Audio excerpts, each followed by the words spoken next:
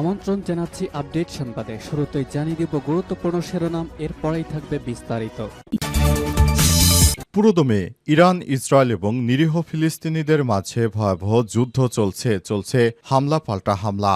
এরই মাঝে আমাদের হাতে এসে পৌঁছেছে এই যুদ্ধের সর্বশেষ গুরুত্বপূর্ণ সব থেকে তাজা আপডেট সংবাদ আপনাদের জানিয়ে দিব। প্রথমেই জানাবো, নীতি নির্ধারণী সপ্তাহ, গাজায় যুদ্ধবিরতি নাকি নতুন কোনো ফন্দি আটছে ইহুদিবাদী ইসরায়েল। গাজায় একেতে হামলা চালাচ্ছে, অপরদিকে ডোনাল্ড ট্রাম্প বলছেন যুদ্ধবিরতি কার্যকর করা হবে। তাহলে কি নতুন কোনো ফন্দি আটছেন পশ্চিমারা? এ বিষয়ে গুরুত্বপূর্ণ সংবাদ জানাবো, সঙ্গেই থাকুন।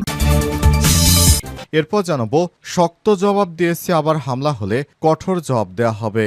ইহুদিবাদী ইসরায়েলকে হুঁশিয়ারি দিল ইরানের সেনাবাহিনী প্রধান। সৌদি প্রতিরক্ষা মন্ত্রীর সঙ্গে ফোন আলাপে কথা বলে সব কথা জানান তিনি। পাস্টুরে জানিয়েছে, ইরানের সশস্ত্র বাহিনীর প্রধান মেজর জেনারেল সাইদ আব্দুর রহিম মুসাবি বলেছেন, ইরান যুদ্ধ শুরু করেনি, তবে ইহুদিবাদী ইসরায়েলকে মোকাবিলা করেছে। ভবিষ্যতে এই ধরনের হামলা হলে কঠোর হাতে দমন করা হবে। এদিকে মার্কিন প্রেসিডেন্ট ট্রাম্প স্বীকার করেছেন, ইরানের সঙ্গে 12 দিনের যুদ্ধ ছিল ভয়ানক। পাস্টুডে জানিয়েছে, মার্কিন প্রেসিডেন্ট অবশেষে স্বীকার করেছে যে ইরানের সঙ্গে তারা 12 দিনের যে যুদ্ধ করেছে এটি অত্যন্ত ভয়ানক যুদ্ধ। সর্বশেষ তাদের অস্ত্র ঘাটতির কারণে তারা যুদ্ধবিরতি করতে বাধ্য হয়েছে। তা না হলে ইহুদিবাদী ইসরায়েলের সমস্ত স্থাপনা এক এক করে গুঁড়িয়ে দিত ইরান। জানাবো, আমরা রক্ত দিয়েছি কিন্তু মাটিও মর্যাদা দেইনি, বললেন ইরানের প্রতিরক্ষা মন্ত্রী সৈয়দ আব্বাস আরাকচি। প্রতিটি শহীদ অনন্য বীরদের বিকাশের বীজ হয়ে ওঠে, বললেন বাকাই। পাস্টুডে ইরানের ইসলামী প্রজাতন্ত্রের পররাষ্ট্র মন্ত্রণালয় ইরানের বিরুদ্ধে ইহুদিবাদী সরকারের আগ্রাসনে শহীদদের জানাজাকে একটি জাতির ঐক্যের নিদর্শন বলে অভিহিত করেছেন। এবং সর্বশেষ জানাবো, মেয়াদ উত্তীর্ণ গাড়ি সড়ক থেকে তুলে নেওয়া হবে বললেন উপদেষ্টা রিজওয়ানা। বায়ু দূষণ রোধে স্বল্প ও মধ্য দীর্ঘমেয়াদী পরিকল্পনা হাতে নেওয়া হচ্ছে, এজন্য বিভিন্ন সংস্থার সঙ্গে সমন্বয় করে কাজ করতে হবে বলে জানিয়েছে পানি সম্পদ এবং পরিবেশ, বন ও জলবায়ু পরিবর্তন উপদেষ্টা সৈয়দা রিজওয়ানা হাসান। আর সচিবালয়ে বায়ু দূষণ নিয়ন্ত্রণে চীনের বিশেষজ্ঞ প্রতিনিধির সঙ্গে মতবিনিময় সভা শেষে সব কথা বলেছেন তিনি। প্রিয় দর্শক, এতক্ষণ ছিলেন সংবাদ শিরোনাম, এবারে বিস্তারিত। তবে তার আগে বন্ধুরা, অনুরোধ থাকবে এই সংবাদটিতে একটি লাইক দিন।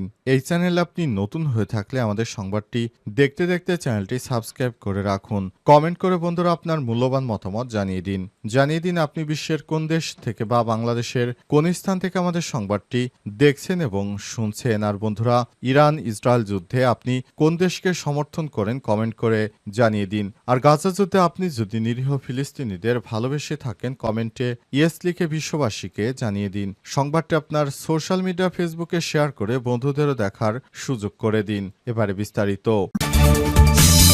নীতি নির্ধারণী সপ্তাহ, গাজায় যুদ্ধবিরতি নাকি নতুন কোনো ফন্দি। পাস্টুডে জানিয়েছে, গাজায় বিভিন্ন এলাকায় বিশেষ করে খান ইউনুসে কামান হামলা এবং ভারী বোমাবর্ষণের খবরের পাশাপাশি যুদ্ধবিরতির সম্ভাবনার খবর পাওয়া যাচ্ছে।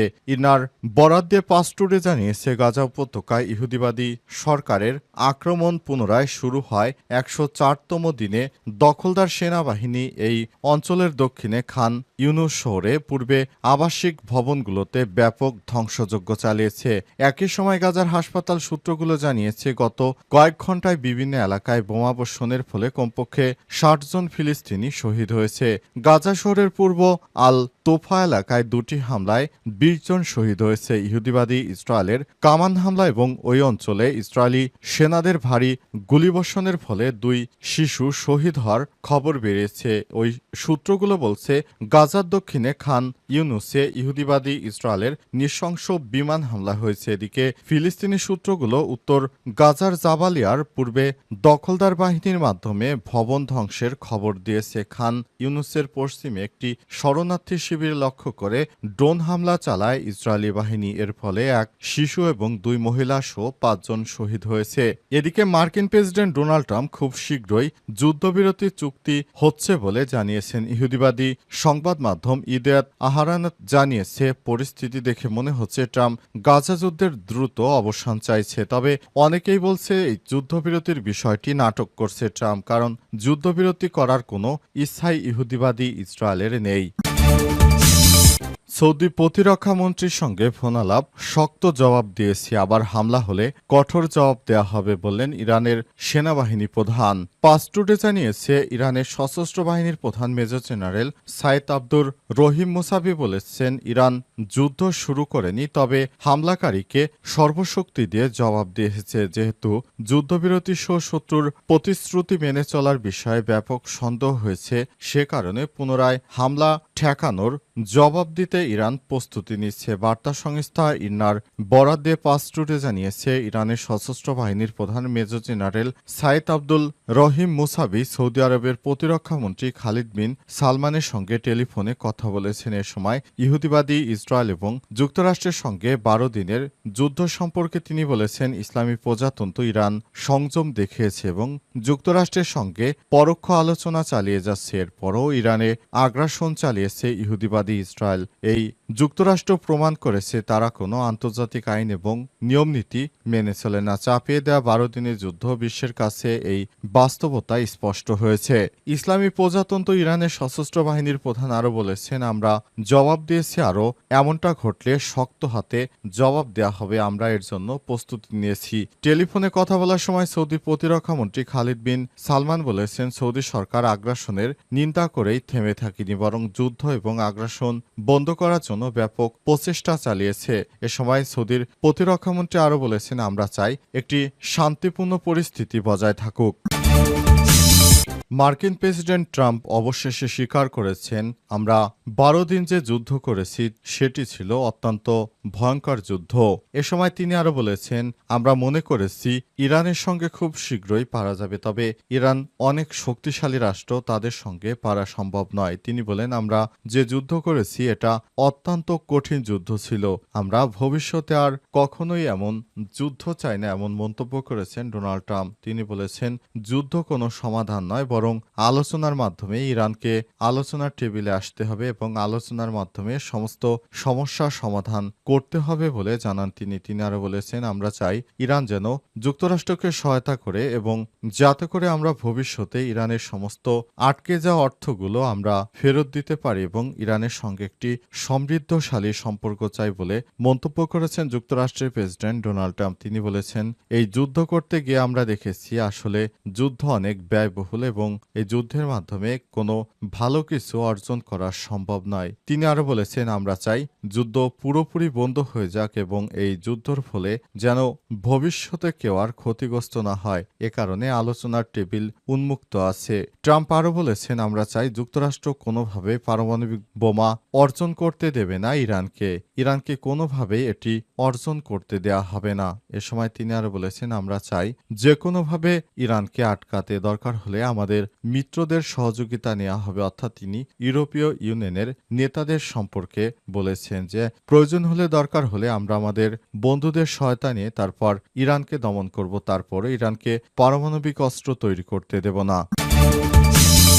মেয়াদ উত্তীর্ণ গাড়ি সড়ক থেকে তুলে নেওয়া হবে বললেন উপদেষ্টা রিজওয়ানা হাসান।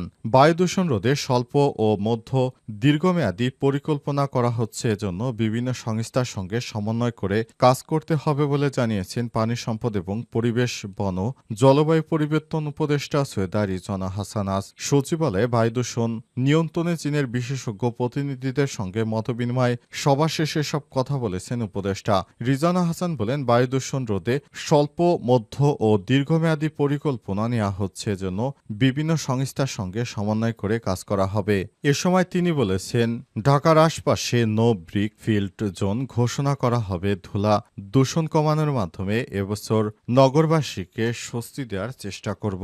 বায়ু দূষণ কমাতে স্বল্প, মধ্য ও দীর্ঘমেয়াদে পরিকল্পনা করতে হবে। শীতকালের আগে অক্টোবরের মধ্যে ভাঙাচোরা রাস্তা সংস্কার করা হবে। চীনের সঙ্গে অভিজ্ঞতা বিনিময় করে বায়ুর মান উন্নয়নে কাজ করবে সরকারের। সময় তিনি আরও বলেছেন, বাংলাদেশ একটি যেহেতু দরিদ্র প্রধান কান্ট্রি, সুতরাং এই দেশটাকে আমরা ভিন্নভাবে প্ল্যান নিয়ে তারপর এগিয়ে যেতে চাই। তিনি আরও বলেছেন, আমরা চাই দেশটাকে যেন সুন্দর করে সাজানো যায়। দেশের সাধারণ আপামর জনতা সবসময় এই সরকারকে ক্ষমতায় বসে সরকারের দিকে তাকিয়ে আছে। তাদের কথা মাথায় রেখে দেশটাকে যেভাবে পুনরায় গঠন করা যায় সেভাবে আমরা কাজ করছি। এ সময় তিনি আরও জানান, ঢাকা ঢাকা শহরে যে সব ফিটনেসবিহীন কার রয়েছে সেগুলো অচিরেই সরিয়ে দেওয়া হবে। তা না হলে এগুলো মূলত দুর্ঘটনার পেছনে এসব গাড়ি সব থেকে দায়ী বলে জানান তিনি।